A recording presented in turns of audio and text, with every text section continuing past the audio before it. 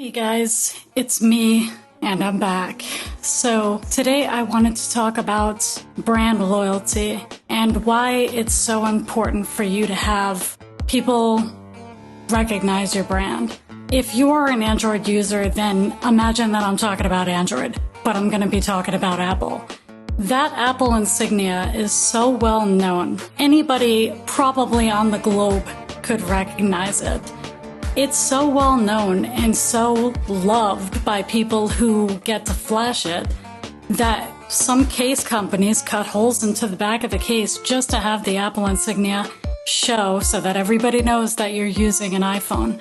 You kind of want to establish something like that with your own brand. Have you ever bought a product even though you liked another product better, simply because you were more loyal to one brand than the other? So when you start producing, you're gonna eventually develop your own sound. And the sound is gonna be unique to you. Back in the day, producers could kind of hide behind the scenes, and you never really had to know who they were. It didn't really matter. But nowadays, in order to market your beats, you need a public persona. And that becomes part of your brand. So as far as the aesthetics, that's the first thing that you have to worry about. Say you're running an ad on Instagram or an ad on Facebook or even an ad on BeatStars.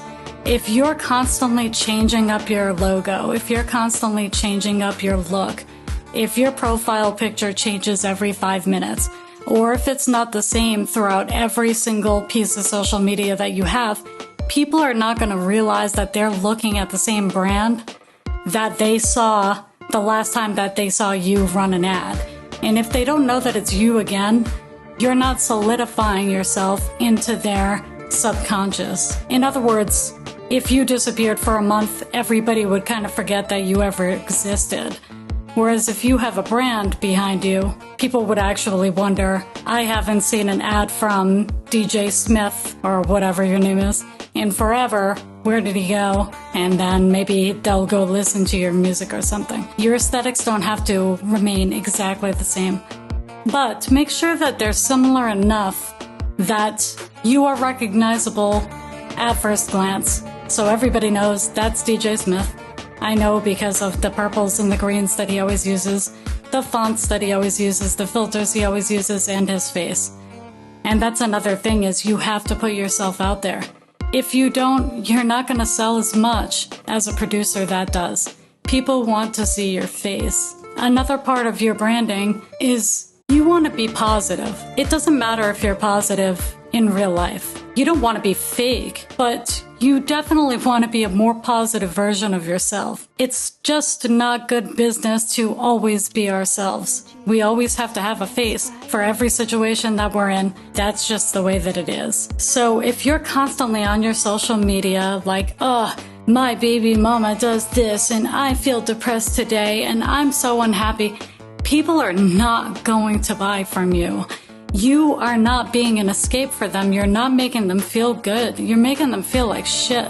Just make sure that you are a light of positivity all of the time. And that will really help you. If you have an off day, let people know you're having an off day, but don't make it every other post. If you have the urge that's so strong you can't, control it, to put all of your personal information online, then get a personal social media account that your friends and family are on, and make sure that your business account is separate. If you are going to be producing, you have to look at it like a business. If you're not looking at it like it's your business, then you just have a cool hobby. So the other thing that goes along with the aesthetic and the being positive and your sound, hopefully you've developed sort of a sound with your beats, is you cannot affiliate yourself with a specific political party, especially nowadays. So if you are releasing your beats and then the next thing is fuck Trump or fuck Biden or what, get a political channel or something and get out of producing, because that's gonna cause you some issues. It's fine to have those opinions, but put those on your personal page and don't mix your personal page with your business pages. When you're starting off, the last thing that you want to do is start alienating people. Probably the last part of the branding is just make sure that you put yourself out there. Make yourself the profile picture. Put yourself on videos. if you want to go the route of having people watch you make beats, or if you want to go the informational content route, or, instructional content, whatever, just make sure that you are putting yourself out there. Don't worry about your appearance. Like I said in a past video, your appearance isn't really going to matter all that much. If people want to see you, they want to see you. If they are fans of yours, or they are fans of your music, or they are customers of yours, they are not buying from you based on your looks. They're buying from you because they like the way that your music sounds. They like your aesthetic. It strikes something within them that makes them feel positive, because what you are trying to do is get people to follow you. And then once they follow you, you want to turn them from followers to fans. And then from fans, hopefully, to customers. It won't always be in that order, but that's generally the order that you're going to want to do. So once somebody follows you, your work isn't done. You need to continue with the branding. If anything, you need to double down. Talk to your followers. You are not going to get anywhere if you're constantly looking for more followers and not tending to the ones that you have. People will unfollow. This has happened to me. Like, sometimes I just don't see a message, or sometimes I see the message and I click on it, or, tap on it. It shows up as seen to the other person, but I just didn't register it. Do you ever look at the time and then put your phone back into your pocket and realize you don't even know what time it is? That kind of happens with me in messages sometimes. Some people won't care. They'll kind of get, DJ Smith is busy. Some people will unfollow, and that's not to say that you need to stress yourself to respond to every single message the second that it comes in. That's not ever going to be possible. But just try to care for and tend to the followers that you have, especially if you want to bring them into your ecosystem. And an ecosystem is like your BeatStars, your SoundCloud, your Twitter, your Instagram, your Facebook, your Snapchat, your TikTok, your everything, your ecosystem. If they start following you on everything, don't be like, oh, I got that person, they're a fan now. They're fine.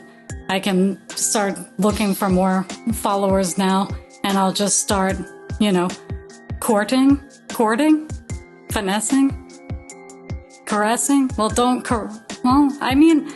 Anything to get followers, right? That's a joke. All right, guys. So try to work on your brand. If you can't come up with anything and you're like, I don't know who I am as a musician. I just don't know what my aesthetic should be. Fiverr. They can pretty much make you an aesthetic if that's what you're looking for.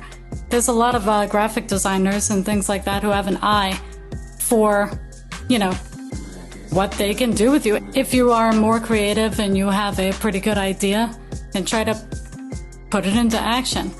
It doesn't need to be a perfect aesthetic. It just needs to be recognizable at first. And then you can start to iron out the details as you go. I hope that this video was helpful for you. I hope you got some value out of it. If you did, subscribe and like the video, or dislike the video if you didn't like it. I notice sometimes my videos get disliked and I'm like, what did I do?